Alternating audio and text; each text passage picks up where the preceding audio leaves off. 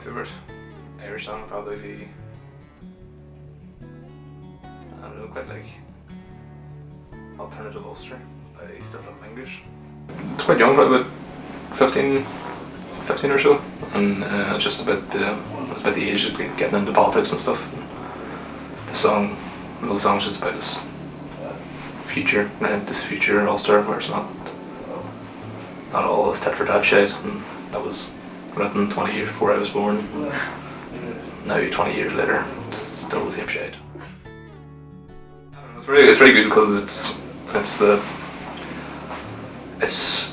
kind of uniquely here, like it's uniquely Belfast punk, where it was kind of come about it was born out of the troubles and the conflict, and it was directly tackling those issues, like where you have the undertones who were like the rivals in Derry, who tried to avoid mentioning troubles, and they were more escapism, while Stiff Little Fingers were the kind of classic punk idea of 3 chords and a message, whereas Undertones more kind of pop punk and escapism. So they both had their own wee kind of thing, and kind of shows the two sides of like what would have been like to be a youth in the north at that time. William Devine, head designer of Hang Sandwich, guest contributor, and sometimes host of Chatting Pictures.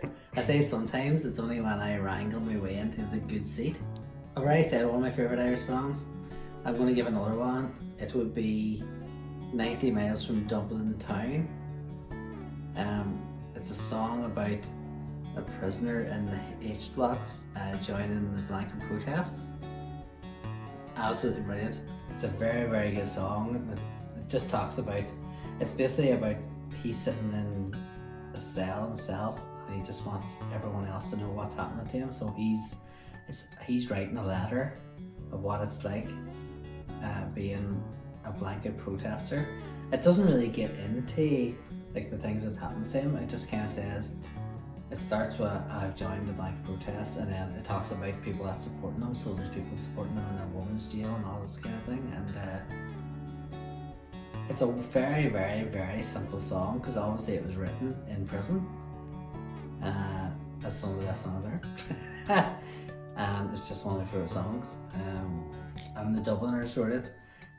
Oh well, they didn't write it, sorry. The Dubliners performed it, Ronnie Drew sung it. Ronnie Drew, it's funny because obviously Luke Kelly's such a big person in Ireland. As a singer, famous. Just the look of him, I think alone is what like sets him apart. But when Ronnie Drew was also a singer, and he is massively loved in Ireland. He's probably more loved than Luke Kelly when it comes down to it. Because everybody just loved Ronnie Drew. They just love it because they just sound so different. Oh, people always said that Luke Kelly was about he was more about the fame, and Ronnie Drew was more about the music, you know? When I used to play in a folk band, Sferia, we used to go around. I was in Athlone one time, and this woman came up and said about, are you about to play? And I was like, no, I've already played. I was packing the stuff up in my car, and she was like, oh, what did you play? And I was like, oh, we played different things like Christy Moore and the Dubliners. Oh, did you play like 90 Miles from Dublin Town? And we're like, aye. He goes, for fuck's sake. Like it was here. And I said, oh, sorry. And she's like, oh, he's coming back. I want to hear that song. And I was like, I don't think so. But she was like, he's coming back to play it. And I was like, oh, sure. I knew we weren't going to be back. But I said, I will be back. Might be back tomorrow night. And she said, oh, brilliant. I always loved hearing Ronnie Drew. Do you sing it yourself? And I was like, no, my voice is too squeaky. I need that low voice to sing it. He goes, does the other fella sing with you? And I was like, he does I. Then John walked out. My friend John was like the singer in the band. And she was like, oh, are you singing tomorrow night? And he was like, I am. And she's like, what do you have a deep voice? James McInnesby here, founder of New Ireland TV. I'm here to tell you about my favourite Irish songs. More particularly, I want to react to the first batch of favourite Irish songs we've had so far. This will be an evergreen and growing list. But basically, we won't have an end to until the TV station extincts, basically. as soon as I thought of the idea, I was like, okay, we have a plan here, or we're onto a winner here. There's just so many brilliant Irish songs and Irish music in general, and that was before I started asking people what their favourite Irish songs were, and I got contribution from a massive variety of sources, which is exactly what I was looking for. So stuff I had never even contemplated. So these are just among my favourite Irish songs. Because the list is quite small at the minute, I want to try and bring in a few of the big hitters that we haven't actually had mentioned yet. So for example, to start off with is the band U2, who are the biggest band that Ireland's ever produced without question. But the song I wanted to highlight here was the song One. It starts off very simply with just a very dreamy guitar riff that's just very it's ethereal almost. It sounds simple and it plays like it should be simple, but it has so much more to it and more depth to it.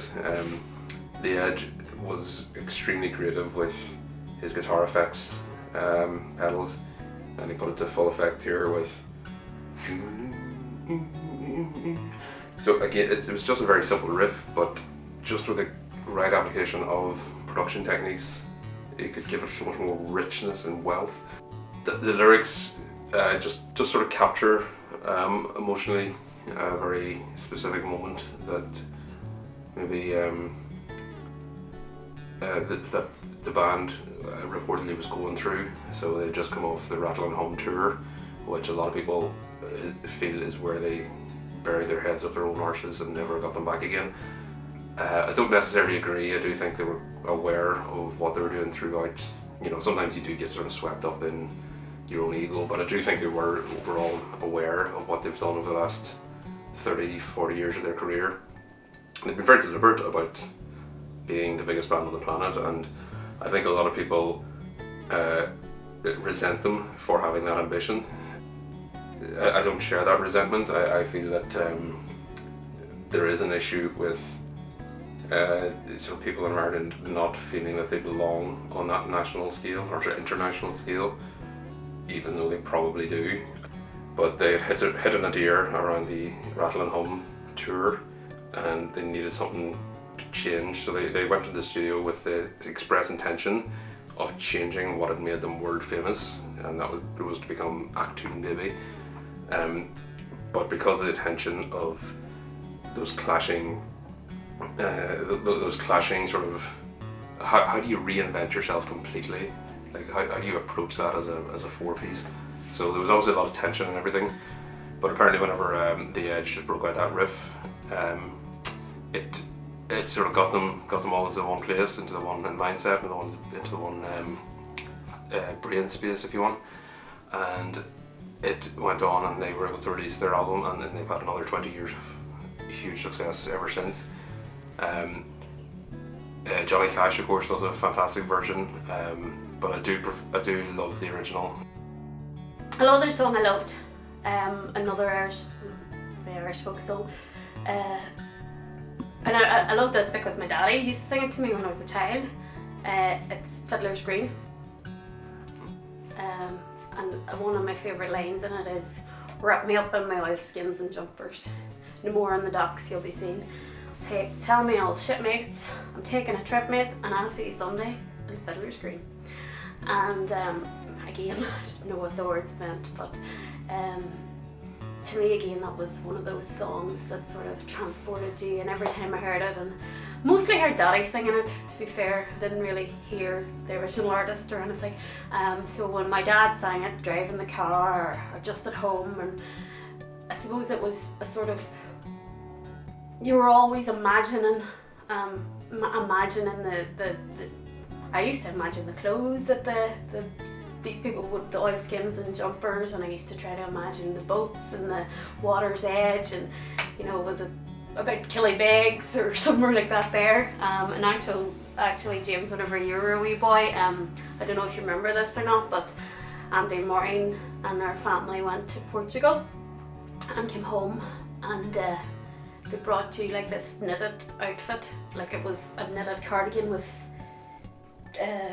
patterns on it, and a hat that matched that had the patterns on it, and a bobble hat, and I think maybe gloves too, I'm not sure, maybe trousers as well, but I remember that whole outfit. But what I remember about it was it really, really reeked of something, and I was like, that's lovely, but it smells so bad. And what I didn't realise was the wool that was made of was actually infused with some sort of, it was waterproof. It was made out of wool, but it was waterproof, and it was infused with something to make the wool waterproofed. So I suppose whenever I was then kind of in my childhood mind, I was going oilskins and jumpers, and then I always thought of that outfit that Auntie Maureen brought you back. I don't know who the artist is or any particular. Sometimes I come across it on a YouTube search, but it's not like something that I sort of dance to.